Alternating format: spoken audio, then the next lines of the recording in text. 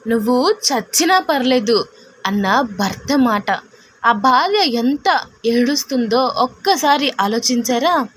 లక్ష్మి పెళ్ళైన రోజు ఆమె ముఖంలో కనిపించిన ఆనందం నిజంగా ఒక చిన్న పాప లాంటి అమాయకత్వం. ఆమెకి పెళ్ళి అంటే ఒక కళ, ఒక కొత్త జీవితం, తనని అర్థం చేసుకునే మనసు, ప్రేమించే భర్త. కానీ ఆ కలలు మొదటి నెల పూర్తయ్యేలోపే మెల్లగా విరిగిపోవడం మొదలైంది. రాజేష్ ఆమె భర్త పెళ్లి ముందు ఎంత మధురంగా మాట్లాడేవాడో, నీకు ఎప్పుడు కన్నీళ్లు రానివ్వను అని చెప్పిన అదే మనిషి ఇప్పుడు ఆమె కళ్ళల్లో నీళ్లు నిండిపోయినా ఒకసారి కూడా చూసే ప్రయత్నం చేయలేదు. అత్తగారు ప్రతిరోజు, మా కొడుక్కి నువ్వు సరిపోవు, నీ వల్లే మా ఇంట్లో శాంతి పోయింది అని మాటలతో గుచ్చుతూనే ఉండేది. లక్ష్మి మొదట్లో నవ్వుతూ తీసుకుంది. కొన్ని రోజులు ఆగితే అన్నీ బాగుపడతాయి అని తనను తాను ఓదార్చుకుంది. కానీ రోజులు నెలలయ్యాయి. మాటలు మాత్రం మరింత గట్టిగా మారాయి. ఒకరోజు లక్ష్మి జ్వరంతో అలసిపోయి మంచంపై పడుకుంది. తలనొప్పి, శరీరం మొత్తం నొప్పి. కానీ ఆమెకి అప్పుడు కూడా ఓ ఆలోచన మాత్రమే ఉంది. ఇవాళ నేను వండలేకపోతే అత్తగారు ఏమంటారో. అందుకే తన శక్తి అంతా కూడబెట్టి లేచి కిచెన్లోకి వెళ్ళింది. చేతులు వణుకుతున్నాయి, కళ్ళు తిరుగుతున్నాయి. కానీ వంట మాత్రం ఆపలేదు. అంతలో అత్తగారు వచ్చి, ఇంతసేపు ఎందుకయింది? నీ వల్ల ఏ పని సరిగ్గా జరగదు అని కోపంగా అరిచారు. ఆమె నోరు తెరవలేదు. తనకి జ్వరం ఉందని కూడా చెప్పలేదు. ఎందుకంటే చెప్పినా వినేవాళ్ళు ఎవ్వరూ లేరని ఆమెకి తెలుసు. సాయంత్రం రాజేష్ ఇంటికి వచ్చాడు. లక్ష్మి ఆశతో అతని దగ్గరకు వెళ్ళి, నాకు జ్వరంగా ఉంది, కొంచెం అమ్మ దగ్గరికి వెళ్ళొచ్చా అని మెల్లగా అడిగింది. అది విన్న రాజేష్ ముఖం చిట్లించి కోపంగా చూసి, ఇక్కడే చచ్చిపో, ఎవ్వరూ చూడరు నిన్ను అని చెప్పేసి అన్నాడు. ఆ మాట లక్ష్మి గుండెల్లో ఒక కత్తిలా దిగింది. ఆమె ఒక్కసారిగా ఏం మాట్లాడలేక అక్కడే నిలబడిపోయింది. ఆమె కళ్ళల్లో నీళ్లు నిండిపోయాయి. కానీ అవి బయటకి రావడానికి కూడా భయపడ్డాయి. ఆ రాత్రి ఇంట్లో అందరూ నిద్రపోయాక లక్ష్మి ఒంటరిగా కిటికీ దగ్గర కూర్చుంది. బయట వర్షం పడుతోంది. ప్రతి చుక్క ఆమె గుండెలోని బాధల్ని గుర్తు చేస్తోంది. ఆమె మెల్లగా తన చేతులను చూస్తూ, నేను ఏ తప్పు చేశాను అని తనని తాను అడిగింది. సమాధానం మాత్రం రాలేదు. ఆమెకి గుర్తొచ్చింది తన తల్లి మాటలు. పెళ్ళైన తర్వాత అక్కడే నీ ఇల్లు, అక్కడే నీ జీవితం అని చెప్పిన తల్లి మాటలు గుర్తొచ్చాయి. అవును, అక్కడే ఉంది ఆమె జీవితం.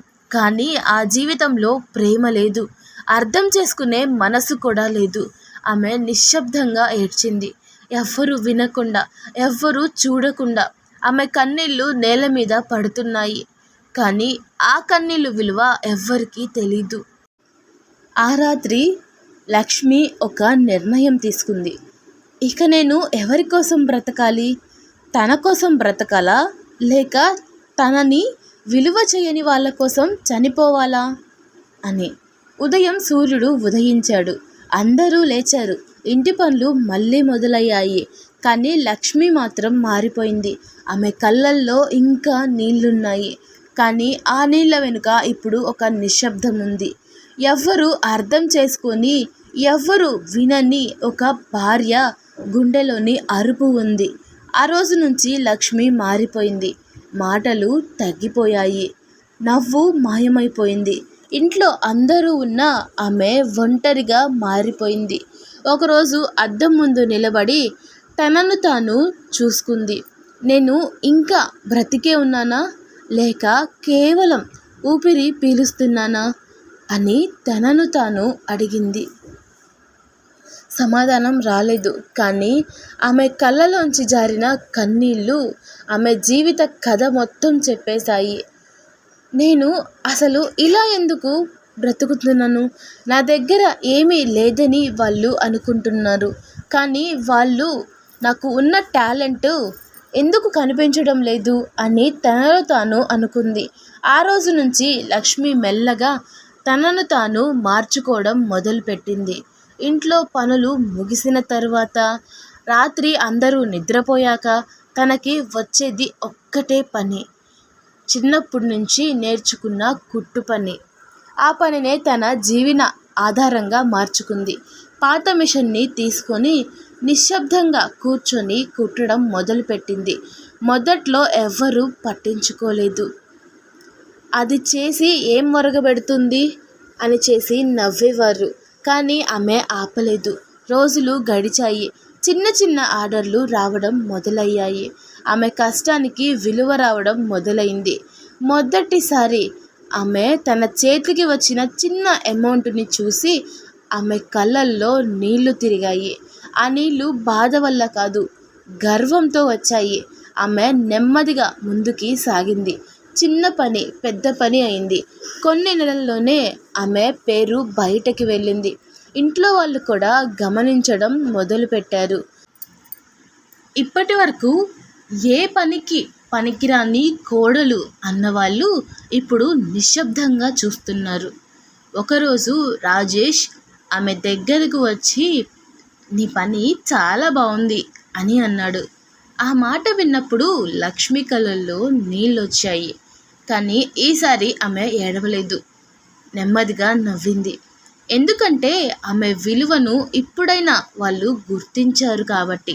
కానీ ఈసారి ఆమెకి వాళ్ళ అంగీకారం అవసరం లేదు.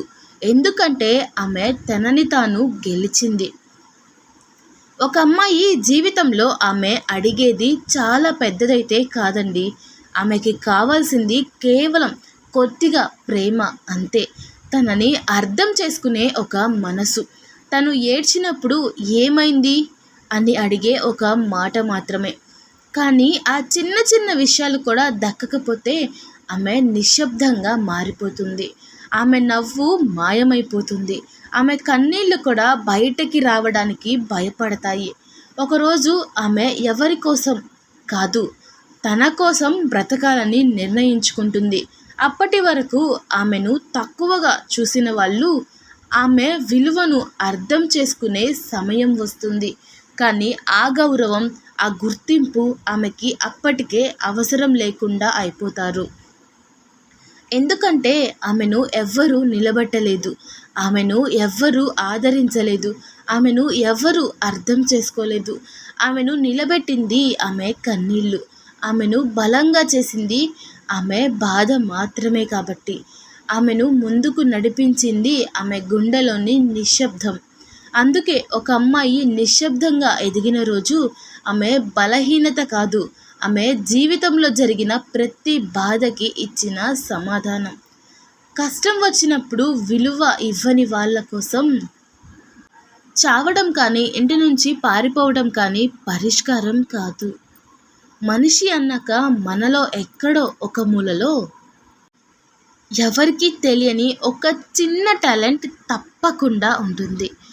ఆ టాలెంట్ని దాచిపెట్టుకుంటూ మనల్ని మనం తక్కువగా భావించుకుంటూ బ్రతకడం, అదే నిజమైన ఓటమి. ఒక్కసారి మనలో ఉన్న ఆ చిన్న స్పార్క్ను బయటకి తీస్తే మనమే మనకి కొత్తగా కనిపిస్తాం. మనం ఎవరో, మన విలువ ఏంటో మనల్ని తక్కువగా చూసిన వాళ్ళకే కాదు, మనకే ఖచ్చితంగా తెలుస్తుంది. గుర్తుంచుకోండి, గౌరవం అడిగితే రావడం కాదు, మన కష్టంతో దానిని సంపాదించుకోవాలి. నిన్ను ఎగతాళి చేసిన వాళ్ళు రేపు నిన్ను గౌరవంగా చూస్తారు. కానీ అప్పటికి వాళ్ళ గౌరవం నీకు అవసరం కూడా ఉండదు. ఎందుకంటే నువ్వు నీ విలువను నీ చేతులతో, నీ సొంతంగా నువ్వే సృష్టించుకున్నావు కాబట్టి. నువ్వు నీ విలువను నీ చేతులతోనే సృష్టించుకున్నప్పుడు ప్రపంచం నిన్ను గౌరవించక తప్పదు. గుర్తుపెట్టుకోండి. ఈ కథ మీ మనసుని తాకితే ఖచ్చితంగా ఒక లైక్ పెట్టండి. ఎందుకంటే మీరు చేసే ఒక్క చిన్న లైక్ నా వీడియోస్ 10 మందికి చేరేలా చేస్తుంది. మీ అభిప్రాయం కామెంట్లో తప్పకుండా రాయండి. ఇలాంటి మరిన్ని కథల కోసం తప్పకుండా షేర్ చేయండి. అలాగే మన ఛానల్ని సబ్స్క్రైబ్ చేయండి. మన కుటుంబంలో భాగం అవ్వండి. మన ప్రతి కథ ఒక గుండెను హత్తుకునేలా ఉంటుంది. Thanks for watching.